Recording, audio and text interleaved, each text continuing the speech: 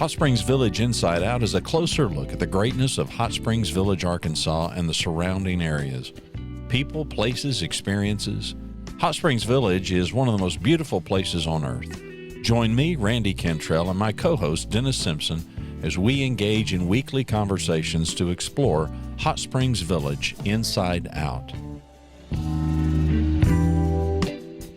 RE/MAX of Hot Springs Village, the award-winning RE/MAX of Hot Springs Village, is the largest real estate office inside the village with over 30 full-time agents and support staff. Visit them to learn more about this beautiful place to solve your real estate needs. Call them today at 1-800-364-9007 or find them online at explorehsv.com. They are RE/MAX of Hot Springs Village at 1-800-364-9007 or online at explorehsv.com.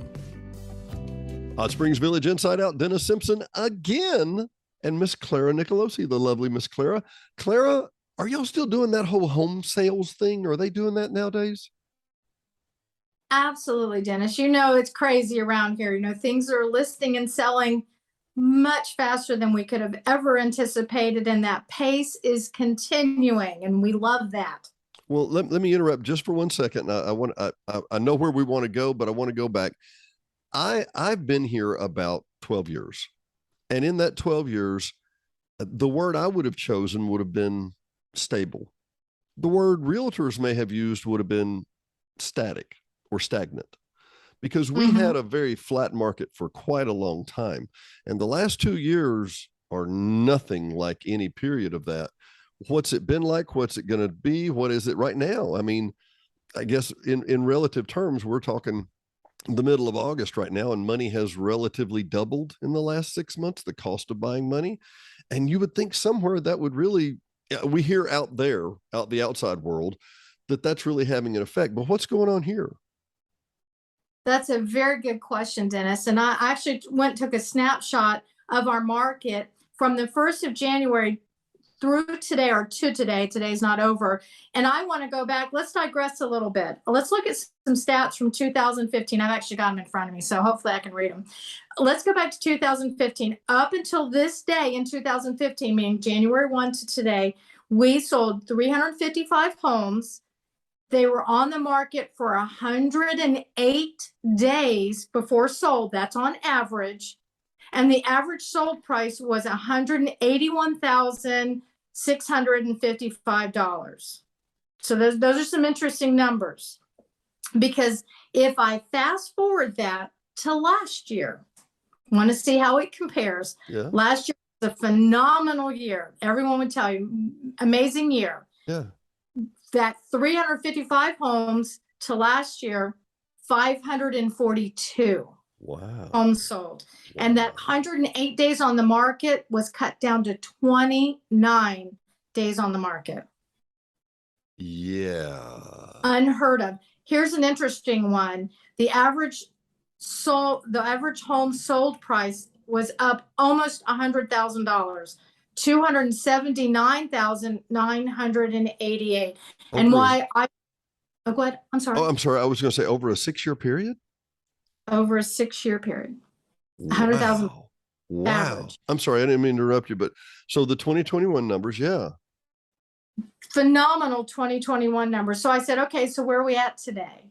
Today, as I mentioned, we sold 542 homes last year. Well, this year we're at 472, down a little bit. I think it's down about 50 homes or so, 60 homes, excuse me.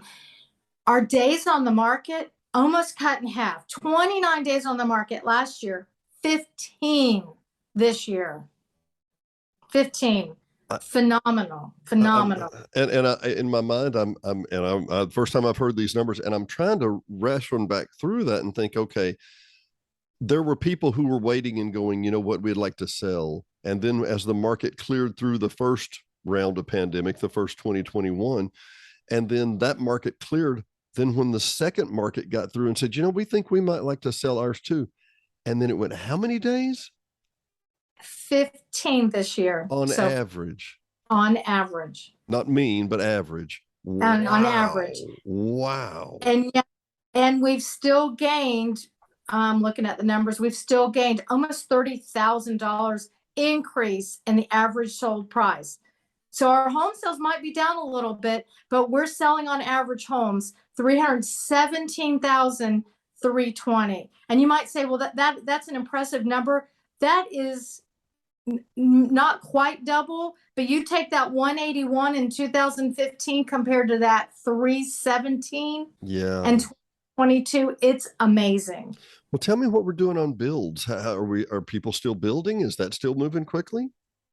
Build lot sales, building what we sold last year, that's a pipeline and a process. Still building a lot of those homes that people contracted on last year or purchased lots for last year, still happening this year, still strong. That's still a strong market. We are still dealing with supply chain issues, getting the things that we need, or the price points still not stable.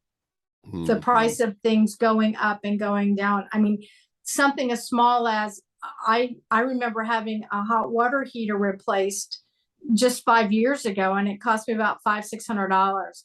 I just had another one replaced. That's doubled. Yeah.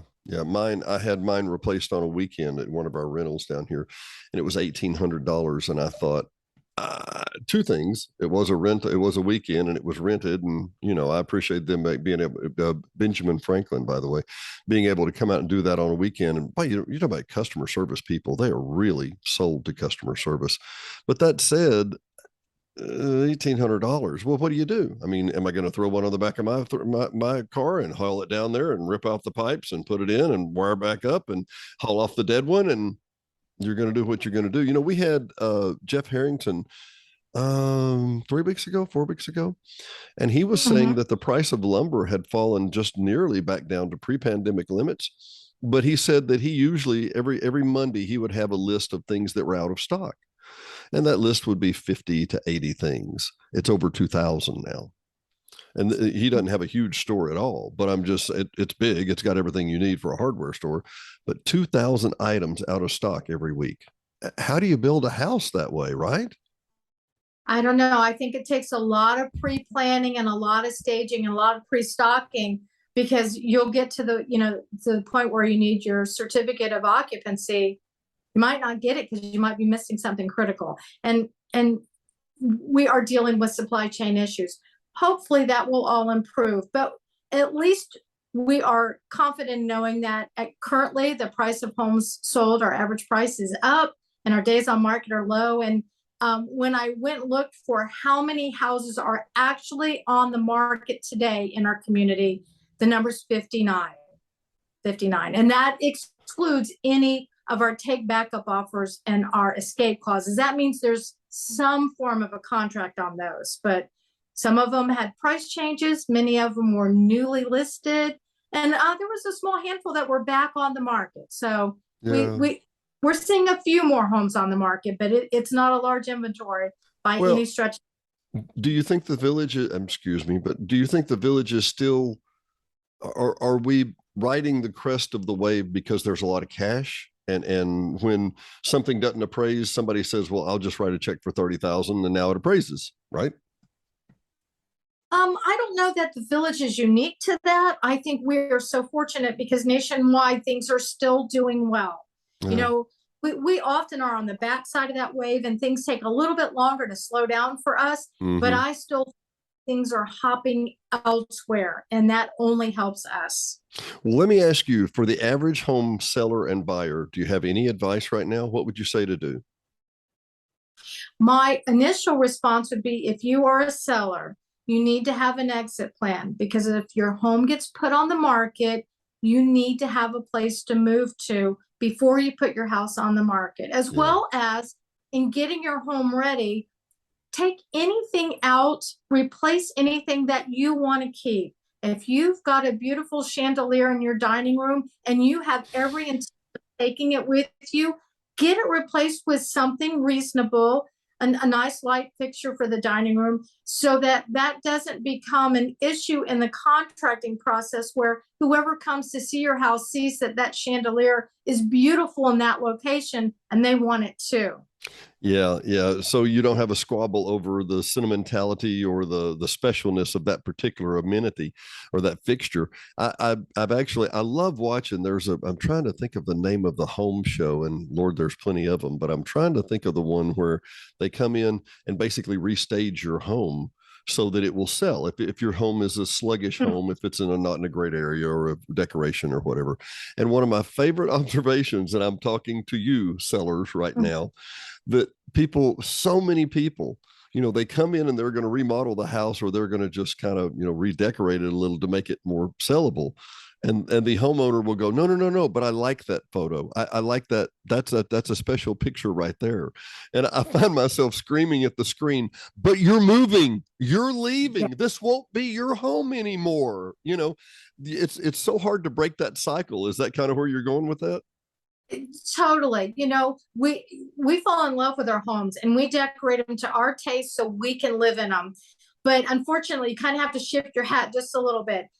I'm willing to give up my home for someone else to purchase it. And I just don't want them to see some of my beauties because I want to take them with me to the next place. Or you don't want to take them and you don't mind that happening. Completely up to you. Yeah. Completely up to you. And as far as a buyer, come in qualified. Yeah. You want to have the best negotiating advantage and come in qualified, whether that's get with your local lender and get that letter of pre-approval, get your finances in order. If that's going to be a cash sale, I promise you that if it's a cash sale, there's going to need proof of funds. Those are some things you can take care of in advance and make that contract as the most attractive to that seller, which might mean some additional days for the seller to remain in the home after it closes so they can get their affairs in order, or maybe some unique ways to negotiate the contract that is favorable to both you and the seller. A couple ways to do that, and I'm just going to drop this. Love to help you with that here at Remax. If that's where you're headed, we'd love to help you with that process. Some people that could help this, is what I'm hearing. I've got 31 of them that would love to. Well, I wanted to a couple of things, and just this is ancillary. It's not direct, but I think a lot of people, it might not be a bad idea for some people. Your first call when you're looking and thinking about a new home may not be to a realtor. Your first call may be to the bank and find a personal banker. And I saw a TikTok with Warren Buffett the other day, and he said a lady came to him and said she'd come into some money. And he said, well, how much? And it was a few $1,000s and whatever. And he said, well, what she was asking Warren Buffett, of all people, where would you invest that? And he said, do you have any credit card debt? And she said, yeah. He said, what's the interest? She said, 18%. He said, you're asking me if I can put you in an investment that will make more than 18%. And she just kind of looked at him, and he was like, pay off your credit cards immediately. And I'm going there to say, when you walk into the bank and you don't have any credit cards, you don't have any 20% debt, any 15% debt, any short-term debt like that, your credit score will not be what they have to discuss. They will be discussing how you would like to pay the payment and how you'll like to do that. But when you walk in with credit card debt and 18 to whatever percent, when Warren Buffett can't beat that number, that's going to be tough to beat. That's going to be tough to beat, I totally agree with that. And I'd also like to add, because I think that you bring up a great point, Dennis, when after you've contracted on that home, Mr. or Mrs. Buyer, and you're moving towards that close, and especially if it's a loan, do not go out and use those credit cards. Don't buy a car. Do not buy a car. Don't do anything to change your financial position that will cause someone to run your credit, that will cause your credit cards to take on more debt. Not a good time to buy the washer, dryer, refrigerator, and those appliances and store them. Do nothing to change your financial position, especially in a loan situation. Yeah. Absolutely, Dennis. Exactly correct. Just imagine that after you make that offer, you freeze your finances for the next 30, 60, 90 days, whatever. It's just the stories that the realtors, Pat and Rick and other people that I go to lunch with, and they say, oh, we had a home work that was done. It was close, but we got it all done. And they went and bought a new car. And, I mean, until I talked with these realtors, it didn't mean that much to me, but I kind of got the picture. One other thing, and I want to wrap up our real estate update. If you're thinking about selling your home, I see people that go, oh, well, we would sell our home, but we've got to knock out that wall. And then we've got to redo this bathroom. And then we've got to, hold on. Is this remodel for you or for the people that are coming? And the people that are coming may want that wall, or they may want to tear out something else. What's your advice to people who they're kind of in limbo? I'd like to sell my house, but we've got so much to do. What would you say? I would say I would align yourself with a great realtor whom you'd like to do business with, and let them put their eyes on the house and help you make that decision, depending on the house. If we're halfway through a remodel, we might say, hey, let's finish that remodel. But we're not it depends. If it's a flooring update, well, those new buyers are probably going to rip that flooring out no matter what you put down. Or if it's repainting everything on the inside because you want to make it a lighter color, maybe not. Let's let one of the realtors put their eyes and help you through that decision as to what you need to do next, because you might not get top dollar for all the time and effort and money that you're going to put into that. Yeah. And your example, new flooring, we picked this exact new flooring. Doesn't this look nice? I can literally hear the home buyer come in and go, oh, that's nice. I think we want a little darker shade, and literally rip up everything, $5,000 you just did that you think you were improving with. One of the issues that I run into when I talk with realtors here, I'm like, oh, it's got that popcorn. And one of the realtors told me, he said, I don't see people really being so phobic about the popcorn. Some people it bothers and some people it doesn't. And I'm like, really? So I miss a couple here and there too, Well, and I've also seen some trends online where popcorn's coming back. Are you kidding? Goes around, comes around. That's the great thing. If you keep all those clothes in the closet, I bet those disco pants will come back. I've got skinny ties in the back room. I tell you what, we remodeled a home we bought from you guys at number 4 Castellan. Beautiful remodel, but it had, and I'm not exaggerating, it had chocolate brown toilets, chocolate brown sinks, and chocolate brown shower stalls, chocolate brown. And I was telling one of our cleaners and our manager, and we were talking about, well, what do you do with the chocolate toilet, right? And she said she looked it up on eBay and they were going for $450. I'm like, dude, what? Where do we ship this to? Who wants a toilet for that much? Come on down. We're happy to sell it to you. Well, funny story. Actually, yeah. When we upgraded our home and the bathroom fixtures on our first home here in the village, we actually had bright blue and harvest gold, and I didn't think anything of it. And the person doing the work said, hey, if you don't mind, I'd like to take these. I'm thinking, who wants to take my old commodes? But they took them down to a resale shop in Hot Springs and made top dollar on those 35-year-old original commodes. Who knows? I'm telling you, those disco pants, they come back. I'm telling you, as always, Clara, it's a delight to have you. For Hot Springs Village Inside Out, we will see you next month. But for Hot Springs Village Inside Out, Dennis Simpson, Clara Nicolosi, we will see you next time. Thanks, Clara. Thank you. See you, Dennis. Okay. Bye-bye. RE/MAX of Hot Springs Village, the award-winning RE/MAX of Hot Springs Village, is the largest real estate office inside the village with over 30 full-time agents and support staff. Visit them to learn more about this beautiful place to solve your real estate needs. Call them today at 1-800-364-9007 or find them online at explorehsv.com. They are RE/MAX of Hot Springs Village at 1-800-364-9007 or online at explorehsv.com. Thanks for listening to another episode of Hot Springs Village Inside Out, a podcast where Hot Springs Village, Arkansas is the star. Please subscribe to the podcast. You can do that by visiting our website, hsvinsideout.com, and tell a friend.